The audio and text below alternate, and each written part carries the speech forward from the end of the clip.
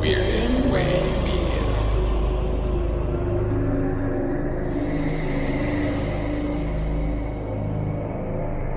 Hello, Twisted Humans. Do you find yourself wanting to know more about the latest murder, conspiracy, cult, or haunting? Then this is the podcast for you. I'm Alecia. And I'm Sierra, and this is Twisted and Uncorked. Okay. We have heard of Peggy and Annabelle, but have you heard of Mandy the Doll? And another story that I have for you today.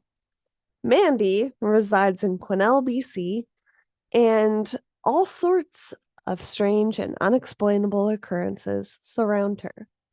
But before we get into that, welcome to episode 148. And Sierra, do you have a fun fact for me? I do. I alluded last week to a fun fact that was just not suitable for that episode. But for a haunted episode, I think this is okay. Okay. Porn, as we all probably know, was at one time illegal. Guess what year the first legal porn was put out? I'm gonna overthink it, but it's gonna be something like crazy, like recent when I think it should have been long ago. Because like peep shows were a thing, like 25 cents, you get to look through a wall. Mhm. I want to say like Film, pornographic film. Oh, okay. Maybe like the early 1970s. 1969. Maybe close, but also nice. Nice, right? I heard that and I was like, wait a minute. Porn was legalized in 69? Does no one else but me think this is fucking hilarious? Also, was it on like, purpose? Yeah, I was gonna say, did they plan it? I It's think they hilarious. had to It's have. great. They had to have. I love it so much. There's no other way. Legislation in different countries have favored porn production at various times, but the first to legalize pornographic films in 1969 was Nice. Denmark, and then America in 1972 and France in 1975. Whoa. Interesting. That is really crazy. But I guess it makes sense because like the 70s porn stash was the thing. So it had to evolve before then. So I'm glad I was close on my guess because I'm insanely competitive, but I love that it's 1969. Oh yeah. It's just perfect. My fun fact is like short and sweet, but kind of crazy. The diameter of Australia, where many of our listeners are, hello, is larger than the diameter of the moon. What the fuck? I know, it's weird when you put things visually.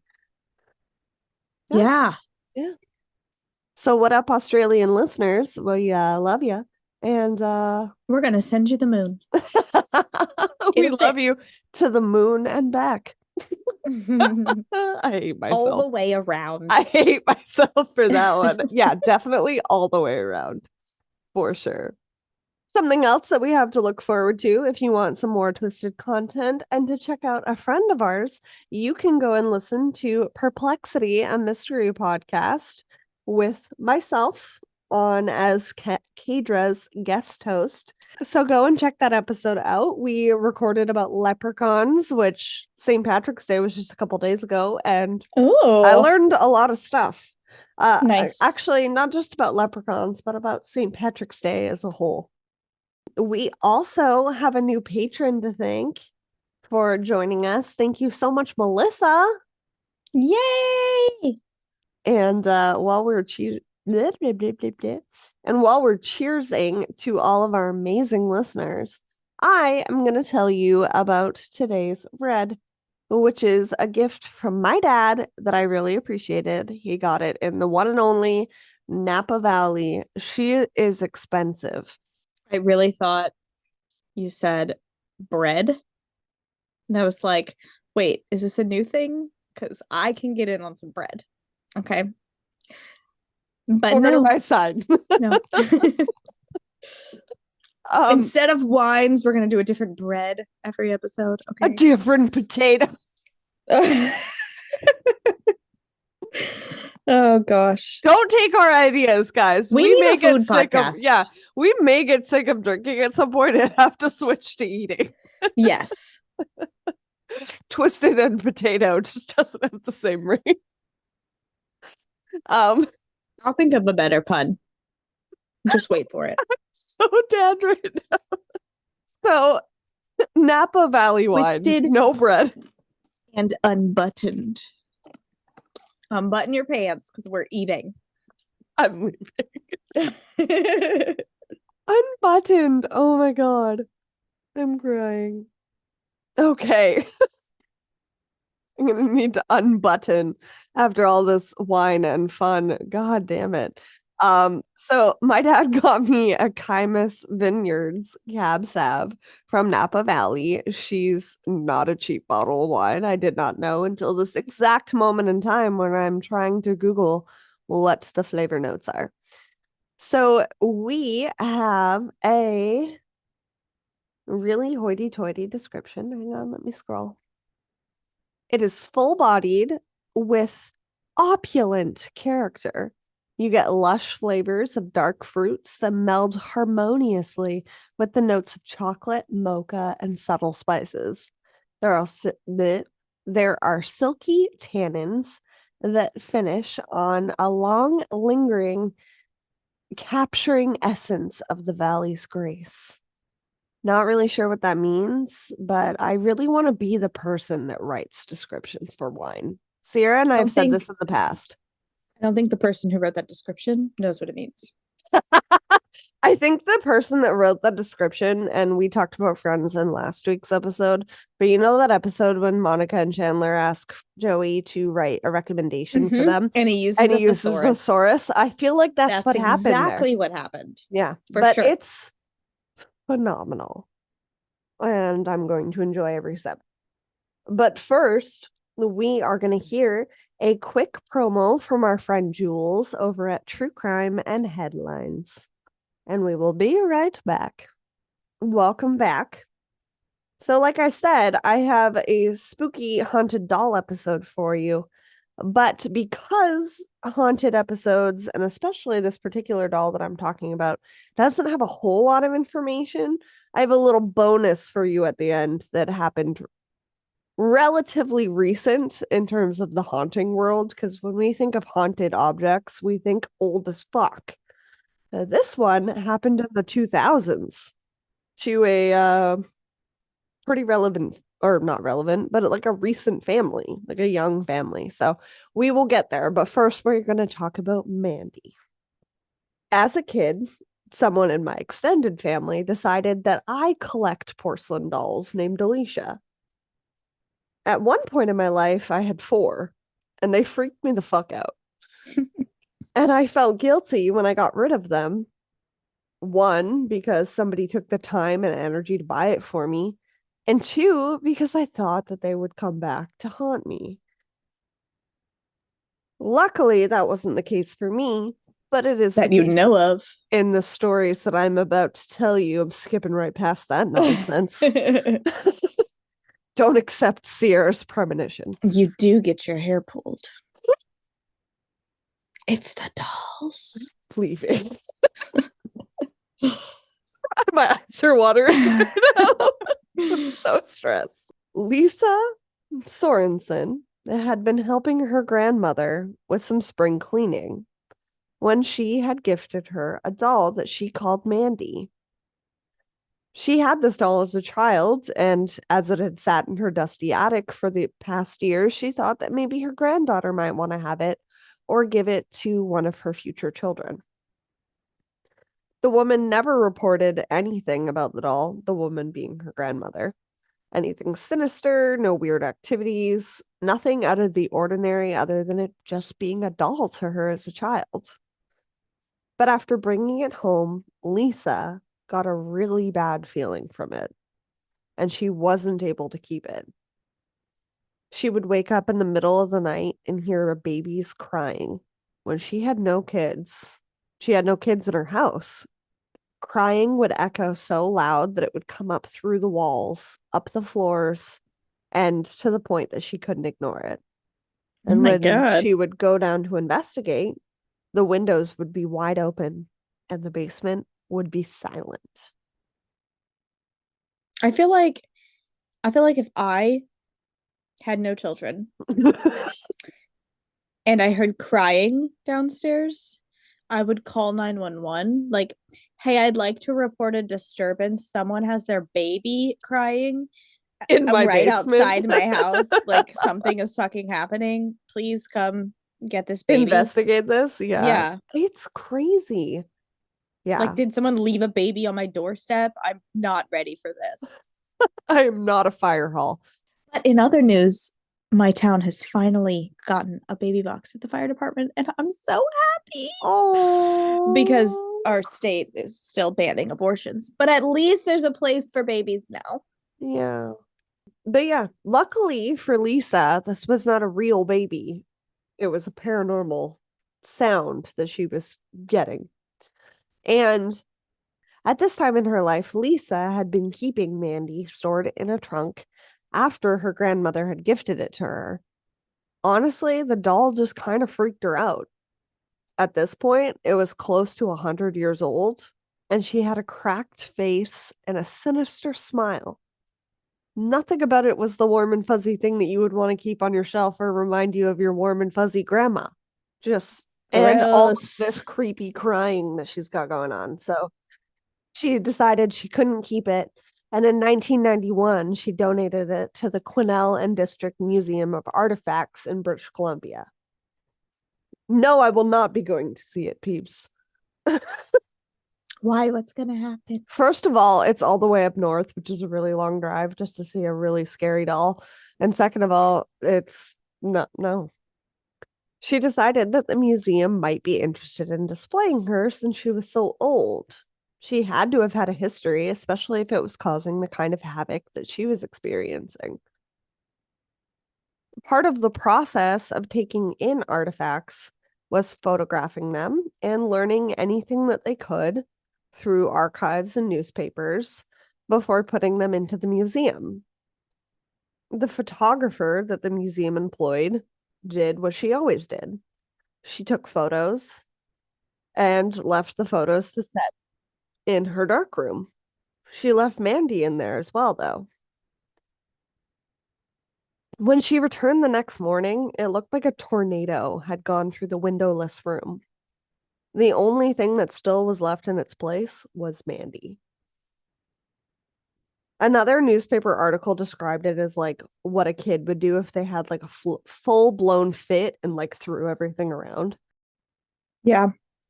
But not what you want to walk into the next morning after work.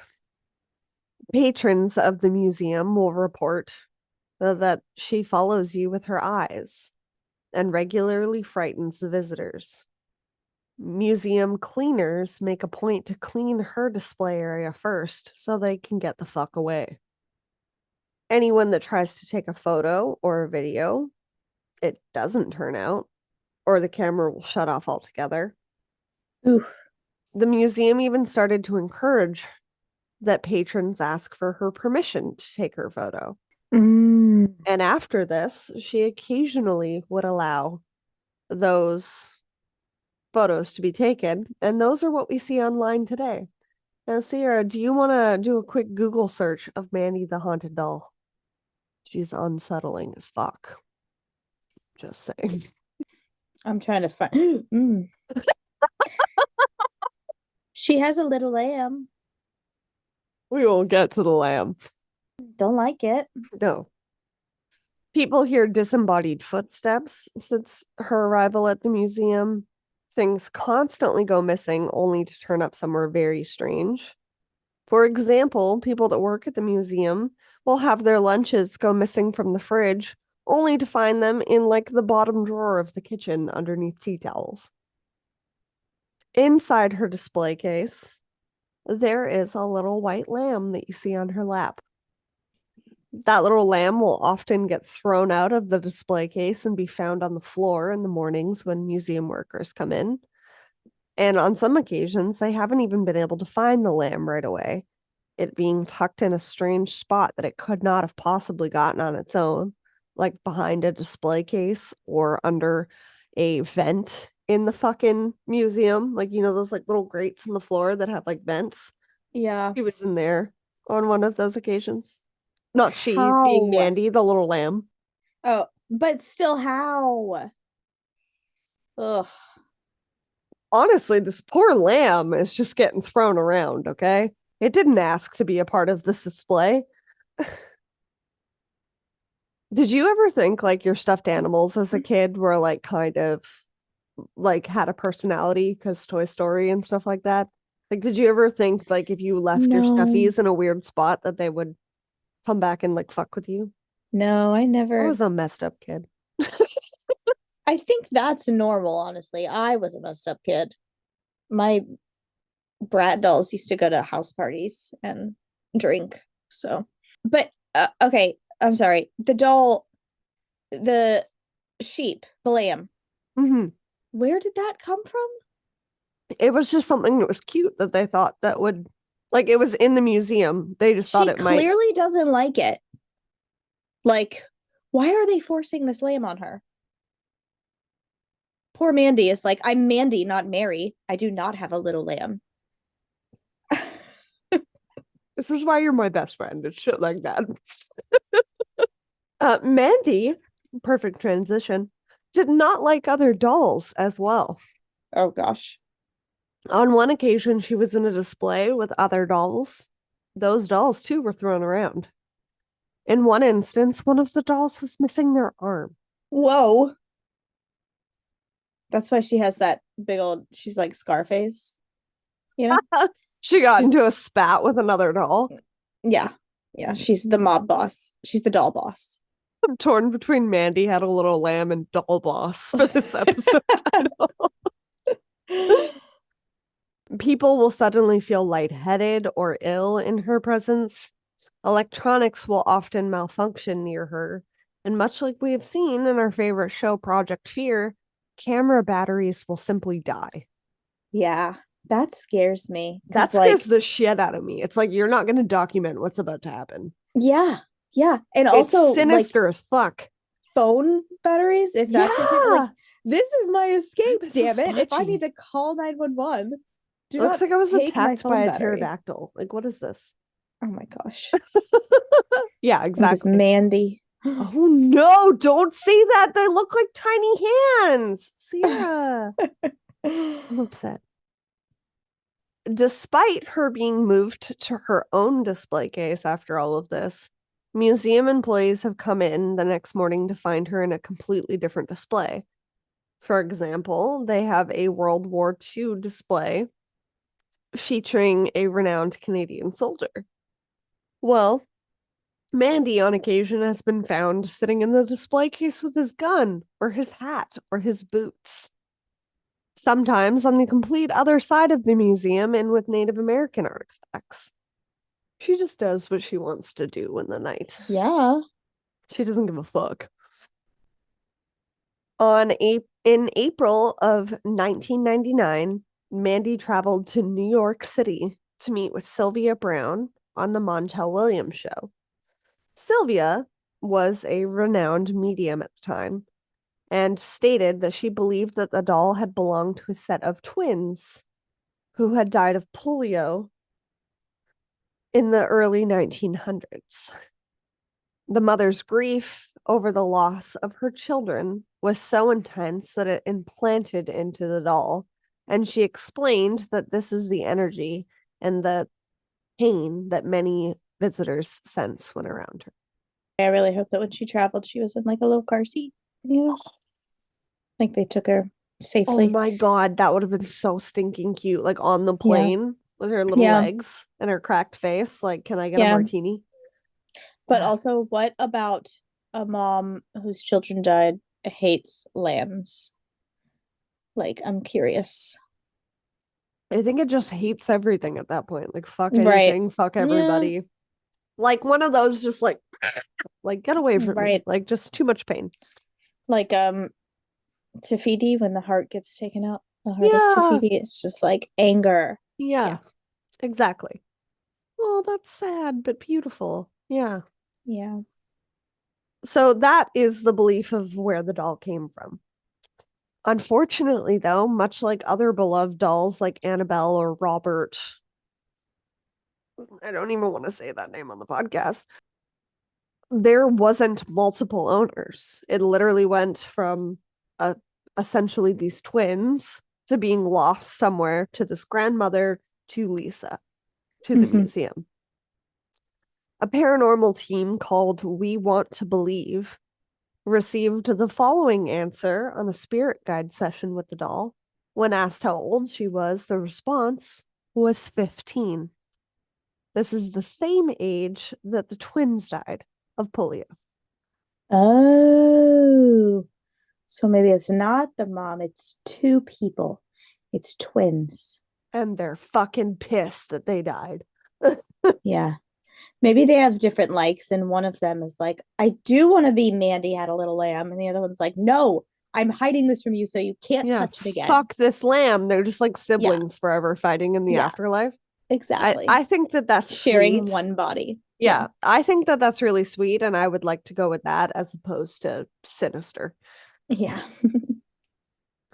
And that is the story of Mandy the Doll of British Columbia. I didn't know we had a haunted doll, peeps, until that's literally so a week ago.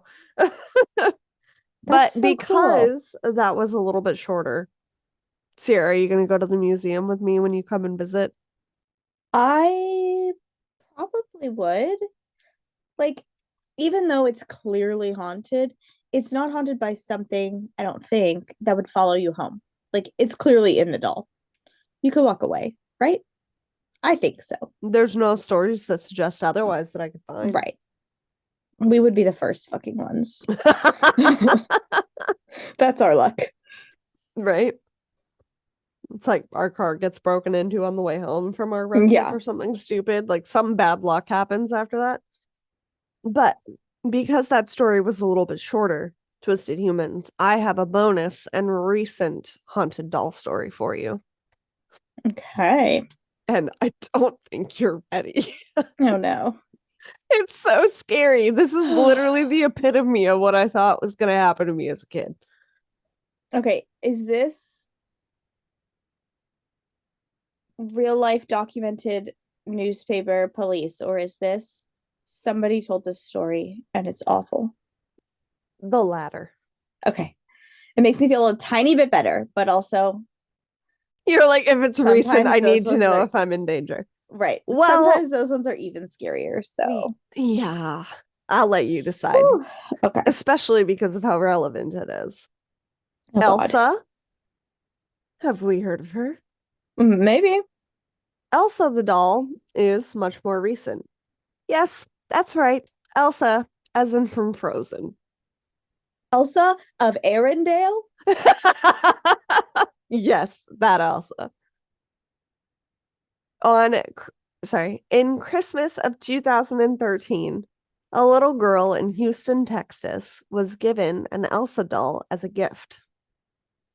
The doll recited phrases from the movie Frozen and sang songs like Let It Go when a button on the necklace was pressed. Quote, "For 2 years, the doll sang and spoke in English," said the mother, Emily Madonia. In 2015, it started alternating between Spanish and English. So this is 2 years later. I think I heard this story. Oh no, that makes it more real. What the fuck is this? I know, it's so gross. It's like my worst nightmare. Yeah. This is something this woman bought at Walmart or Target and was like, yeah, my kid will love this. Oh. There wasn't any other button but the button on her necklace. There was no way to change the languages on the doll. It was just random, end quote. The family had owned the doll at this point for more than 6 years and never changed the batteries. The mother said that the doll would randomly begin to speak and even sing, even while it was switched off. Oof. And I wrote in my notes, this is some Furby shit. Remember those? Yes. Oh. As a 90s kid, I'm personally convinced that all Furbies were possessed. Oh, yeah, for sure. Like, they were just all fucking evil. They all had to die out. Mine would be like, I'm hungry. And it had no fucking batteries in it. When made they my said, mom. I see you. Like, Oh. you what? Why? Why are you looking? That's scary. Close I your was eyes. so afraid of my Furby that it, like, I took the batteries out of it. I put a blanket around it and I shoved it into the back of the closet and it would still make noises in the middle of the night. And then I made my mom get rid of it. And my parents were like one of those parents, because Furbies were so popular, that waited for them on Christmas, like to come out to be able to get me one because I wanted it so bad. No. In December of 2019, the 6-year mark, the family decided that it was time to get rid of the doll. Much like Sierra's own children, we were gearing into Christmas. We donated some of our old toys, went through our room, decided what we wanted to keep, what we didn't want to keep, because kids get toys for Christmas. Mm-hmm. And at this point, it's 6 years later. So the same kid that's wanting to play with Frozen dolls isn't the same kid today. But Elsa was included in this pile of toys to give away. She wasn't going to let this family go. I see what you did there. Despite throwing it in the trash, the family would then find the doll inside of a bench in their living room weeks later. Ew. Like one of those storage benches. Yeah. You can like flip up. Yeah, she was just casually hanging out in there. Quote, the kids insisted that they didn't put it in there. And I believed them because why would they have dug it out of the trash outside? End quote. Yeah. Elsa completely stopped operating in English at this point and would only speak and sing in Spanish after this. And I am going to show you a video. Oh no. A mi hermana Ana y a mí nos gusta jugar en la nieve dentro del castillo. Soy la princesa Elsa de Arendelle. Es increíble. ¿Jugamos otra vez? Nieve y hielo a brillar les ordeno. ¿No es divertido jugar en la nieve? It's the giggle. The giggle is what gets me every time. Does it not even sing in Spanish? No. So what is it fucking saying? Like, it's very demanding statements, which is super creepy. This video is also taken in the second location that our Elsa doll is found. Oh my god. Sierra's like, I don't want to be here anymore. Mm-mm. And it's an Elsa doll. Like, this is my worst nightmare. This is so recent. Okay. Once again, the family attempted to throw out the Elsa doll.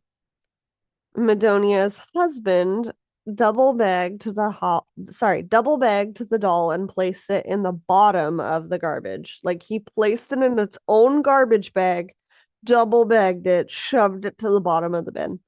And the location that you see the video in is where it was found next. Oh, Jesus. The family traveled and mostly forgot about the doll. But when they returned, they found their daughter's old friend sitting propped up against their house. Emily, Madonia, would post to Facebook yet again, quote, okay, guys, I seriously need help. To recap, for those who have not been following our Elsa doll saga, Matt threw it away weeks ago and we found it inside a wooden bench. So we were super weirded out after we tightly wrapped it in its own garbage bag and then put that garbage bag inside another garbage bag, filled that garbage bag with garbage and put it in the bottom of our garbage underneath a bunch of other bags and assorted items. We wheeled it out to the curb and it was collected on garbage day Oh my God. after we went on our vacation. Great, right? Well, we went out of town, forgot about it. Today, Aurelia, her daughter, says, Mom, I saw the Elsa doll again in the backyard. Help us get rid of this haunted doll, is in all caps, end quote. Jesus. This is where it gets creepier. When asked if she believed that it was a prank being pulled, she said, quote, the doll has marks like from a felt on her face from my daughter coloring on her over the years. It also has some discoloration, so I know that that doll was the original and not a replacement. Most logical thinkers believe that it's a prank, but I don't understand how or when it was done, especially because the garbage truck had already taken it away when we threw it out the second time.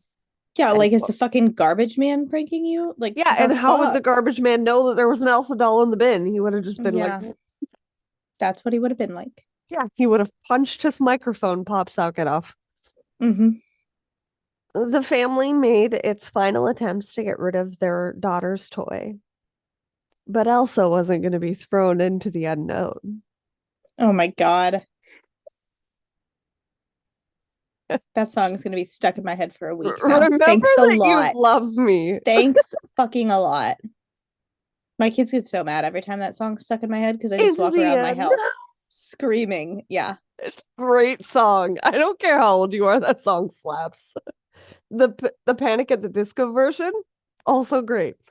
Oh my God. I couldn't help myself, okay? The doll was mailed without a return address to a family friend in Minnesota, from Texas to Minnesota, who was curious about the family's situation and stated that he would help get rid of her. Luckily for the family, the doll was received by their Minnesotan friend named Chris Hogan, who shared a final update on his Facebook in 2020. Quote, now for the rest of the story. She made it to Minnesota and is taped to the brush guard of my Jeep. If anything weird happens, I'm welding her to a steel pipe and sinking it into the lake in the woods. End quote. He put it on his vehicle? He's gonna fucking wreck. There has been dumb. no updates after 2020 on the whereabouts of this Elsa doll. Or of Chris Hogan. Apparently. I Googled Chris Hogan Elsa doll and nothing else came in besides this article. So Chris Hogan is now a missing person. Yeah. Oh no. I mean, I wouldn't doubt it. I mean, that bitch dug her way out of the dump and brought her way back. So yeah. I mean that respectfully, Elsa doll. And that is my haunted doll short story duo. That's terrifying. Scariness. Yeah.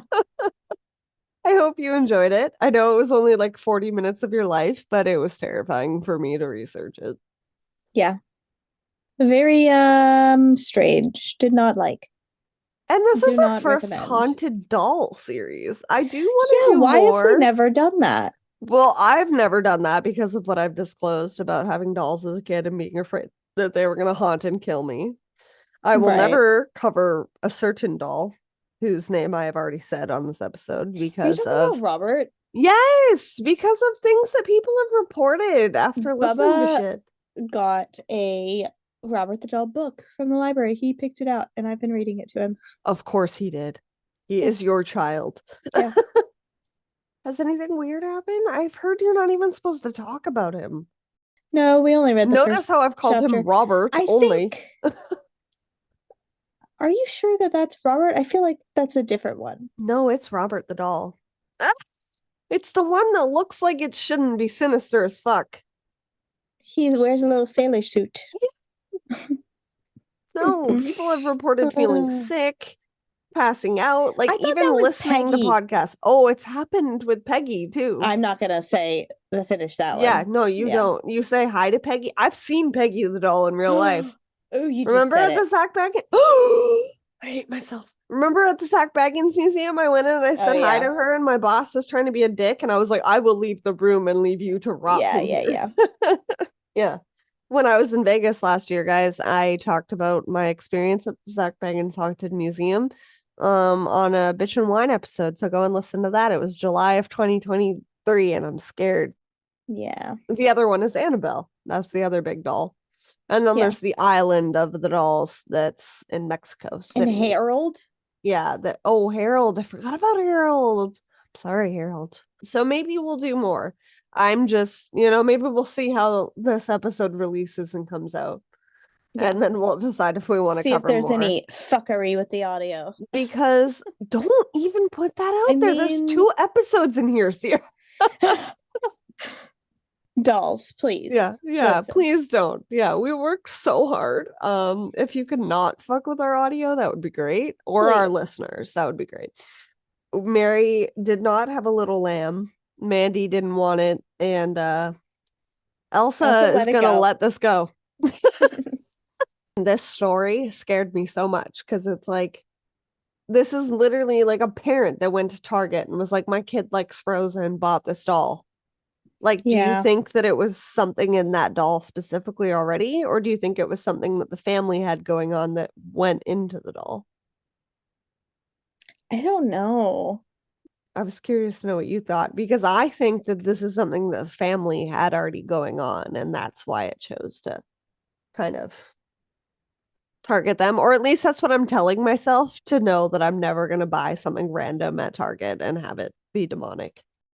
I don't know who the family is, but I kept it super vague on purpose because they shared this on Facebook, and I don't think that they want to be harassed about it. But my initial thought, impression, assumption, specifically because she said something about how you cannot make it go into Spanish, is that, and this is just my initial thought, it's probably wrong. I'm not trying to be defamatory. Please do not sue me. My initial thought was, oh, is this some white lady Karen who's racist against Hispanic or Spanish-speaking peoples? And so a Spanish-speaking spirit was like, bitch, I'll show you. I was waiting for it to sing. And if it did, if it sang let it go, but in Spanish, I was going to be like, this is just a glitch. Like, there is a way to make it Spanish. They just didn't realize they did it. Spanish version out there in the world, and maybe something got mixed. On Toy Story, when Buzz gets switched into Spanish mode, you just have to flick it on and off a certain amount of times, you know? Yeah. So I was thinking maybe they did that on accident. Maybe they accidentally put it into Spanish. But then it didn't sing. So it's not like it transferred its English words to Spanish words. These were completely different fucking words. Yeah. That was the weird part. Yeah. I didn't like that. I don't like it either. I'm going to go delete that video off my computer and probably sage my entire podcast space. Yeah. But yeah. Sierra, do you have something happy and not haunted to share with us? I don't know if happy is the right word, but it's very interesting and fun. Is it not haunted? So it's not haunted. Somebody posted in the Facebook book group today a meme that said, friend, how many books are you bringing on the trip? Me. 3. The one I'm currently reading, 1 to read when I finish reading that book, and 1 to read if I don't like the second book or if I finish the second book. Friend, you do realize it's a 2-day trip, right? Me. Don't underestimate me. And it got me thinking, how many books would I bring on a 2-day trip, you know? And I was in my car. I think I was picking up Bubba. I was in the school pickup line. I saw that. I literally had 4 books currently in my vehicle. And I'm not going on a trip. I was going to pick up my son from school. There's 1 in my purse, 2 in my glove box, and 1 that I just carry around with me because I'm currently reading. So... guys, we need enough of you That's me. to support us that Sierra and I can have like a weekend cottage getaway and ignore each other for 2 days and just read. Yeah. Yeah. We'll make content for you as well, and we'll have lots of fun while we're there. But there's just something about reading or being cozy in the presence of other people that are doing the same thing. It's like Yeah, and crafting just, with like, your friends all day and zoning long out. Yeah. with Get no a interruptions. get a pot of tea. Yeah, We'll make a blanket fort. Like, it'll Right. be epic. right.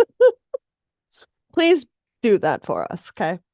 My something thankful for, something nice, is that I've used Kevin 2 episodes in a row, spoiler alert. He was super nice and cleaned up the kitchen for me tonight. Oh, we were recording this while he was waiting for me to finish so that I could just go and have a bath and not have to worry about it. Because in our house, whoever cooks cleans, or whoever cooks doesn't clean, and vice versa. And he's been cooking mostly, so I've cleaned up the kitchen. But he did both tonight so that I could just go and zen out, which was really sweet of him. That is so nice. Yeah, I will take it. And we love all of you guys. Thank you so much for listening and for leaving us a review. Like Melissa, our newest patron, she went as far as leaving us a review on Apple Podcasts when she doesn't even have an Apple Podcast account. Aw. The title is excellent. Melissa says, loving this podcast so much, working through the back library. I don't normally do reviews and I don't use Apple anything, but this podcast deserved a 5-star. Well, thank you so much, Melissa. Thank you for being our patron. It really does mean a lot to us. And thank you for taking time out of your day to leave that review. We do say for anyone that leaves us a review, if you're comfortable sharing your address, we would love to, handwrite you a little thank you and send you something in the mail. So feel free to do that. And because Melissa is a patron, she is already getting super fun stuff in the mail for joining. So you guys can go and check that out if you're craving more twisted content.